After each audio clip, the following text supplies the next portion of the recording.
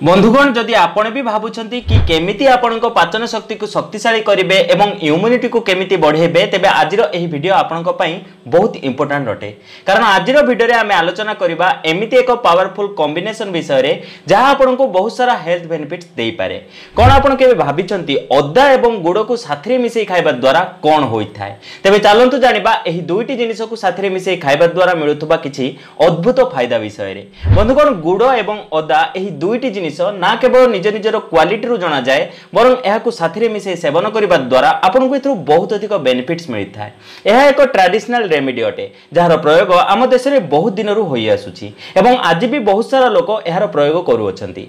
तेबे चलंतु जानिबा एथुरु आपनको कोन कोन फायदा मिलता है एवं यह बनै आपण किपरि यार प्रयोग करिवे। किंतु ता पूर्व मु आपण मन कहि कि जदि आपण माने जे हम चैनल को सब्सक्राइब करना तेबे तथिबा सब्सक्राइब बटन पर क्लिक करे हम चैनल को सब्सक्राइब कर नियंतु एवं पाखता नोटिफिकेशन बेल पर निहाती क्लिक करंतु। यह द्वारा आम जो नूतन वीडियो अपलोड करूँ तार नोटिफिकेशन आपण माने प्रथम पाई परिबे एवं आम चैनल माध्यम बहुत किछि शिक्षणीय जिनस आपण माने शिखिबा को पाइबे।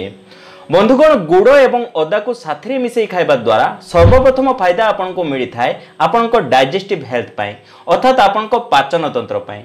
गुड़ एवं अदा एही दुईटी जिनिस पाचन शक्तिशाली करिथांती। गुड़ विषय जदि आलोचना करिबा तेबे एहा हम डाइजेस्टिव सिस्टम को डिटॉक्सिफाई करिथाय, सेठारु टॉक्सिन्स को फ्लश आउट करिथाय, लिवर को हेल्दी बनैथाय एवं साथी रे गुड़रु किछि एमिति जिनिस मिलिथाय जहा कि हम डाइजेस्टिव एंजाइम्स को स्टिमुलेट करिथाय फल रे खाद्य सहजरे पाचन होई जाय। अदार बेनिफिट्स विषय प्रायतः समस्ते जानिथिबे। अदा भी आम डाइजेस्टिव सिस्टम पई एक रामबाण औषधि भली काम करिथाय।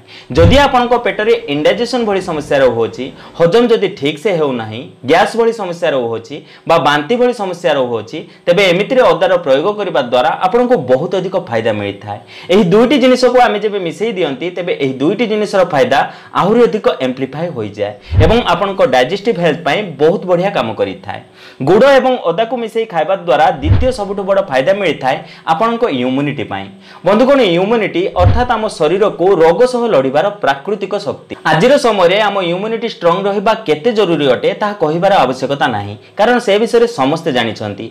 अदा निजर एंटीबैक्टीरियल एवं एंटीवायरल प्रॉपर्टीज पाई जणा जाय एवं एथिरु एंटीऑक्सीडेंट भी मिलिथाय जहा फ्री रेडिकल सह फाइट करिथाय एवं इम्यूनिटी सिस्टम को स्ट्रंग बनैथाय। द्वितीय गुड़ विषय जदि आलोचना करिबा तेबे एथिरे आयरन, मैग्नीशियम, पोटेशियम भली मिनरल्स मिलता है जहा कि ओवरऑल हेल्थ को सपोर्ट करिथाय। एही मिनरल्स आपनको इम्यूनिटी सिस्टम को बूस्ट करिथाय। खास करी आयरन जहा कि ब्लड सर्कुलेशन एवं ऑक्सीजन सप्लाई को इंप्रूव करिथाय फल रे शरीर को रोग सह लड़िबारे एवं निज को रिपेयर करिबारे सहायता मिलिथाय। गुड़ एवं अदा एंटी इंफ्लेमेटरी इफेक्ट्स भी रखिथाय। शरीर रे इंफ्लेमेशन अनेक सारा हेल्थ इश्यू कारणरू होई पारे। एमितिरे जिंजरु मिलुथबा जिंजरोल नामक एंटीऑक्सीडेंट इंफ्लेमेशन बा फुला को कम करिथाय एवं क्रोनिक रोगरु मध्ये बंचै थाय। गुड़ भी एक माइल्ड एंटी इंफ्लेमेटरी एजेंट भली काम करिथाय एवं सेही कारणरू एही कॉम्बिनेशन आपनक शरीर रो फुला को कम करिबारे सहायता करिथाय जहा कि अनेक सारा रोग सह लड़िया पई बहुत जरूरी अटे। गुड़ एवं अदा को खाइबा द्वारा चतुर्थ फायदा मिलता है फुसफुस, श्वास एवं साइनस पई अर्थात आपनक रेस्पिरेटरी सिस्टम पई। जदि आपनको कफ, कोल्ड बा सोर थ्रोट भली समस्या होछि तेबे अदा एवं गुड़ मिश्रित आजिर एही रेमेडी आपनको पई बहुत अधिक लाभदायक होई पारे। अदा काश को कम करिथाय। अदा एवं गाढ़ा गला एवं छाती रे जमा कफ को बाहर करिथाय एवं निश्वास नेबारे सहज करिथाय। गुड़ गला को आराम पहुंचाई थाय एवं कफ और कोल्ड को कम करिथाय। जेबे हमें एही दुईटी जिनिस को मिसई सेवन करिथांती तेबे रेस्पिरेटरी हेल्थ पई यह बहुत अधिक बेनिफिशियल होइथाय। आपनको एही समस्त समस्या रो आराम पहुंचाई थाय। लास्टली जदि आपनको लागुची आपनको एनर्जी लेवल लो हेउछि तेबे एमितिरे अदा एवं गुड़ आपनको पई एक बहुत बढ़िया ऑप्शन अटे जहा आपनको शरीर रे एनर्जी को बूस्ट करिथाय। गुड़रु मिलुथबा नेचुरल सुगर एनर्जी को बढ़ाइथाय एवं एथरु बहुत सारा मिनरल्स भी मिलिथाय जहा कि शरीर को शक्ति देबार काम करिथाय एवं नुआ रक्त बनेबार काम करिथाय। अदा विषय जदि आलोचना करिबा तेबे अदा मेटाबॉलिज्म को बूस्ट करिथाय जहा फल रे आपनको ओवरऑल फीलिंग ऑफ वाइटैलिटी एवं एनर्जी मिलिथाय। एही दुईटी जिनिस को मिसई खाइबा द्वारा आपनको गुटे बहुत बड़ फायदा मिलिथाय जहा कि आपनको शरीर रे एनर्जी एथिरु बढ़िथाय। अदा एवं गुड़र एही समस्त फायदा जानिबा परे एबे आसंतु जानिबा केउ ऋतुरे आपनको यह सेवन करने आवश्यक। अदा एवं गुड़र यह कॉम्बिनेशन वर्षा ऋतु आरंभ करी शीत ऋतु पर्यंत आराम से आपण यूज करि परिबे, किंतु गरम दिन मानकरे आपनको एहार यूज करबा कथा नुह, कारण अदा एक नेचुरल वार्मिंग एजेंट अटे जहाँ आपनको शरीर मध्यरे गरम उत्पन्न करिथाय। यह खास करी शीत दिन मानकरे बहुत हेल्पफुल होइथाय जेबे शरीर को एक्स्ट्रा गरम रो आवश्यकता पड़िथाय। एहार एंटी इन्फ्लेमेटरी प्रॉपर्टीज एवं इम्यूनिटी बूस्टिंग इफेक्ट आपनको बदलुथुबा ऋतुरे फ्लू, कोल्ड एवं अन्य सीजनल इन्फेक्शन ठु बंचेबारे सहायता करिथाय। ठीक सही प्रकार गुड़ विषय जदि आलोचना करिबा तेबे एहा मध्य गरम प्रकृतिर होइथाय एवं अदा सहित मिसेबा द्वारा एहा आहुरी अधिक गरम होई जाय।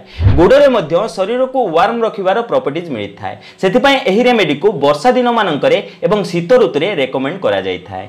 फाइनली एबे आलोचना करिबा अदा एवं गुड़ को मिसई केमिति खाइबा। एथिपय दुईटी उपाय अछि। प्रथमटी अटे अदा एवं गुड़र चा बनै पीबा एवं द्वितीय रे एहार लड्डू बनै खाइबा। तेबे सर्वप्रथम आलोचना करिबा अदा एवं गुड़र टी विषय रे। एहार चा बनेया पई आपनको आवश्यक 1 टीस्पून ग्रेटेड जिंजर एवं गोटे छोट खंड गुड़।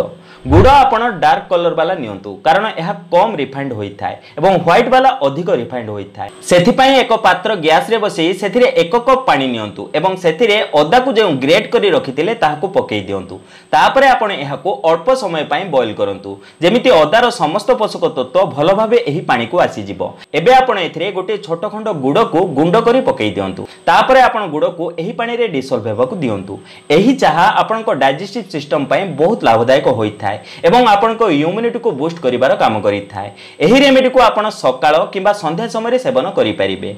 द्वितीय उपाय अटे गुड़ एवं अदार लड्डू बनै खाइबा। सेथिपय आपण अदा एवं गुड़ को इक्वल क्वांटिटी रे नियंतु। सर्वप्रथमे आपण एक पैन रे 1 चमच देसी घिओ पकांतु एवं घिओ को अल्प गरम करि नियंतु। एबे आपण सेथिरे ग्रेट करि रखिथिबा गुड़ एवं अदा को पकेई दियंतु। एबे आपण एहाको भलो भाबे मिक्स करंतु। एहाको आपण धीमा आंच रे बसई धीरे धीरे बॉईल करंतु। देखिबे धीरे धीरे एहा गाढ़ा हेबाकू लागिबो। तापरे आपण एहाको काढी नियंतु एवं अल्प ठंडा हेबा पई छाडी दियंतु। हेले ध्यान रखिबे एहाको आपण जे पात्र को काढी ठंडा करिवे सेथिरे आपण प्रथमे अल्प घिओ लगेई दियंतु। तापरे आपण सेथिरे एही मिश्रण को काढी नियंतु। जेबे एही मिश्रण अल्प ठंडा होई जिवो तेबे आपण एही मिश्रण को हाथ रे नै छोट छोट लड्डू शेप दियंतु। एबे आपणकर अदा एवं गुड़र लड्डू बनी प्रस्तुत। एहाको आपण कोनोसी एयर टाइट कंटेनर रे स्टोर करी रखि दियंतु। एही लड्डू को दिन रे 2 टाइम खाद्य खाइबा परे सेवन करंतु।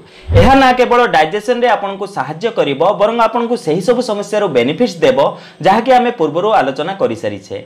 हेले बंधुगण गुड़ एवं अदार सेवन करिबा समय रे आपनको किछि कथार ध्यान रखिबा निहाती आवश्यक।